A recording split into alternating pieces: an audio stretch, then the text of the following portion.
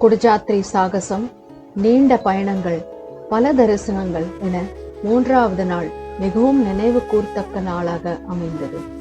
அன்று மட்டும் சுமார் 22,000 அடிகள் நடந்திருந்தோம். இருப்பினும் இறைவனின் அருளாலும் அனைவரின் உற்சாகத்தாலும் மறுநாள் புத்துணர்ச்சியுடன் எழுந்தோம். இவ்வாறு எங்கள் பயணத்தின் 4வது நாள் இனிதையே தொடங்கியது.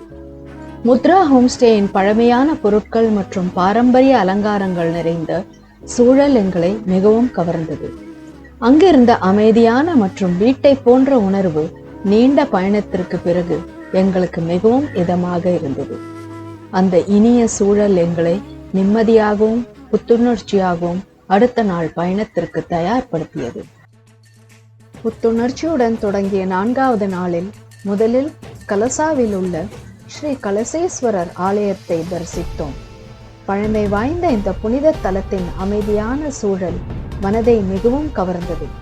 கலசேஸ்வரரின் அருளையும் சர்வாலங்கார சுந்தரி அம்மனின் தரிசனத்தையும் பெற்ற பின் அன்றைய பயணம் மேலும் உற்சாகமாக தொடர்ந்தது.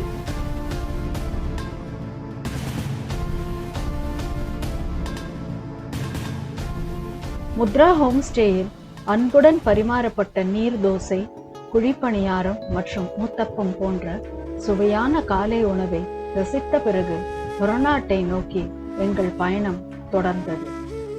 அன்னபூர்ணேஸ்வரி அம்மன் அருள்பாலிக்கும் இந்த புனித தலம் பக்தர்களின் மனதில் தனி இடம் பெற்றுள்ளது. உணவும் அருளும் குறையாமல் அனைவரையும் காக்கும் அன்னையை தரிசித்த அந்த தருணம் மனதிற்கு அளவற்ற நிறைவை அளித்தது. அன்னையின் அருளுடன் எங்கள் பயணம் தொடர்ந்தது. ஹொரநாட்டிலிருந்து புறப்பட்டு தர்மஸ்தலத்தை அடைந்தோம். ஸ்ரீ மஞ்சுநாதேஸ்வரர் அருள் பாலிக்கும் இந்த புனித தலம் பக்தி, சேவை மற்றும் தர்மத்தின் அடையாளமாக விளங்குகிறது. குறிப்பிட்ட நேரத்திற்குள் தரிசனத்திற்கு செல்ல முடியுமா என்ற எண்ணம் எங்களுக்கு இருந்தது. ஆனால் இறைவனின் அருளால் சரியான நேரத்தில் ஆலயத்தை அடைந்து தரிசனம் செய்யும் பாக்கியம் கிடைத்தது. மஞ்சுநாதேஸ்வரரின் அருள் தரிசனத்துடன் மன நிறைவோடு எங்கள் பயணம் தொடர்ந்தது. மஞ்சுநாதேஸ்வரரின் அருள் தரிசனத்துடன் மன நிறைவோடு தர்மஸ்தலத்திலிருந்து புறப்பட்டோம். அதன் பிறகு முத்ரா ஹோம்ஸ்டேயில் அன்புடன் தயாரித்த எங்களுக்காக அனுப்பி வைக்கப்பட்டிருந்த மதிய உணவை வழியில் உள்ள அமைதியான இயற்கை சூழலில் அமர்ந்த அனைவரும் ஒன்றாக ரசித்தோம். பசுமை நிறைந்த அந்த சூழலில் நண்பர்களுடன் பகிர்ந்து கொண்ட அந்த எளிய உணவு ஒரு சிறிய பிக்னிக் அனுபவமாக மாறியது. அந்த இனிய தருணங்களுடன் எங்கள் பயணம் தொடர்ந்து தென்னட்கா மகா கணபதி ஆலயத்தை நோக்கி சென்றது.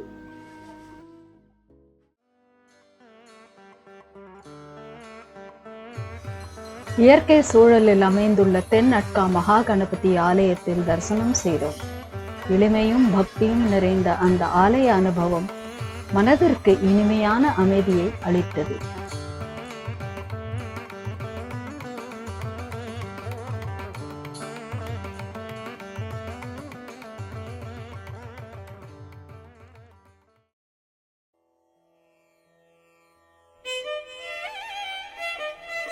அடுத்ததாக குக்கே சுப்பிரமணியத்தை அடைந்தோம். நாகங்களின் அதிபதியாகவும் பக்தர்களை காக்கும் கருணை மூர்த்தியாகவும் விளங்கும் ஸ்ரீ சுப்பிரமணிய சுவாமி இங்கு அருள் பாலிக்கிறார். நாக வடிவத்துடன் முருகப்பெருமான் அருள் புரிவதாக நம்பப்படும் இந்த புனித தலத்தில் தரிசனம் செய்வது எங்களுக்கு ஒரு தனித்துவமான ஆன்மீக அனுபவமாக அமைந்தது. முருகனின் அருளும் நாகதேவர்களின் ஆசீர்வாதமும் அனைவருக்கும் கிடைக்க வேண்டும் என பிரார்த்தித்தபடி அங்கிருந்து புறப்பட்டோம்.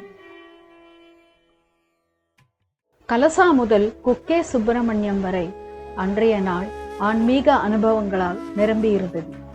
ஒவ்வொரு தரிசனமும் மனதில் தனித்தனி நினைவுகளை பதித்திருந்தது.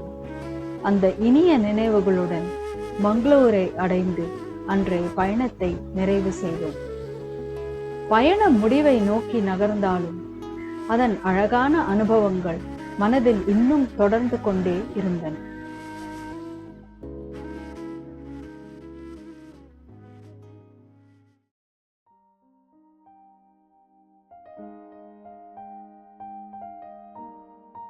மங்களூரில் உள்ள பிஎம்எஸ் ஹோட்டலில் மிகவும் வசதியான தங்குமிட அனுபவத்தை பெற்றோம். அன்றைய காலை எங்களுக்கு ஒரு சிறிய ஆச்சரியம் காத்திருந்தது. எங்கள் பயணத் தோழர்களில் ஒருவரும் என் சகோதரியுமானவரின் பிறந்த நாளை எளிமையாகவும் மகிழ்ச்சியாகவும் கொண்டாட முடிவு செய்தோம். திடீரென திட்டமிடப்பட்ட அந்த சிறிய கொண்டாட்டம் அனைவரின் முகத்திலும் மகிழ்ச்சியை மலரச் செய்தது. சிரிப்புகளும் இனிய வாழ்த்துக்களும் நிறைந்த அந்த தருணத்திற்கு பிறகு துர்கா பரமேஸ்வரி அம்மன் தரிசனத்திற்காக எங்கள் பயணம் தொடர்ந்தது. அடுத்ததாக துர்கா பரமேஸ்வரி அம்மன் ஆலயத்தை தரிசித்தோம். அம்மனின் அருள் நிறைந்த அந்த அமைதியான சூழல் மனதிற்கு பேர் அமைதியை அளித்தது. பயணத்தின் இறுதி நாளில் கிடைத்த இந்த தரிசனம் எங்கள் மங்களூர் பயணத்திற்கு ஓர் அழகான நிறைவாக அமைந்தது.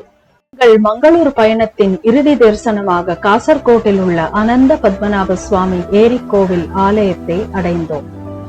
இந்த ஆலயத்தின் தனிச்சிறப்பு பாபியா என அழைக்கப்படும் முதலை. நாங்கள் ஆலயத்தை அடைந்த பொழுது தரிசன நேரம் முடிந்து சுமார் 10 நிமிடங்கள் ஆகியிருந்ததால் அந்த தரிசனத்திற்காக கிட்டத்தட்ட 4 மணி நேரம் காத்திருக்க வேண்டியது. ஆனால் ஆலயத்தின் அமைதியான சூழலும் பக்தி நிறைந்த அந்த அனுபவமும் காரணமாக அந்த நேரம் சிரமமாக தோன்றவில்லை. ஆலயத்தில் வழங்கப்பட்ட மதிய உணவை அனைவரும் மகிழ்ச்சியுடன் அருந்தினோம். காத்திருந்த நேரத்தில் ஆலய குளத்தில் வசிக்கும் பாபியா முதலையின் சில காட்சிகளையும் காண முடிந்தது. இறுதியாக ஸ்ரீ அனந்த பத்மநாப சுவாமியை தரிசித்த அந்த தருணம் எங்கள் பயணத்தின் இனிய நிறைவாக அமைந்தது.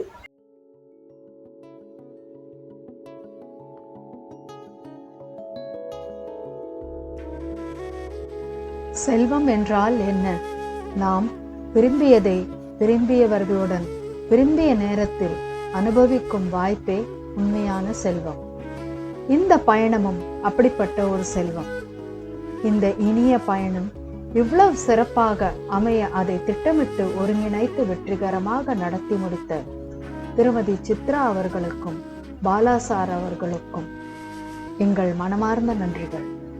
அவர்களின் அக்கறையும் அர்ப்பணிப்பும் உழைப்பும் இந்த பயணத்தை மறக்க முடியாத அனுபவமாக மாற்றியது. கடல் அலைகள் ஓய்வில்லாமல் தொடர்ந்து வருவது போல எங்கள் பயணங்களும் இனிய நினைவுகளுடன் தொடர்ந்து கொண்டே இருக்கும். நன்றி.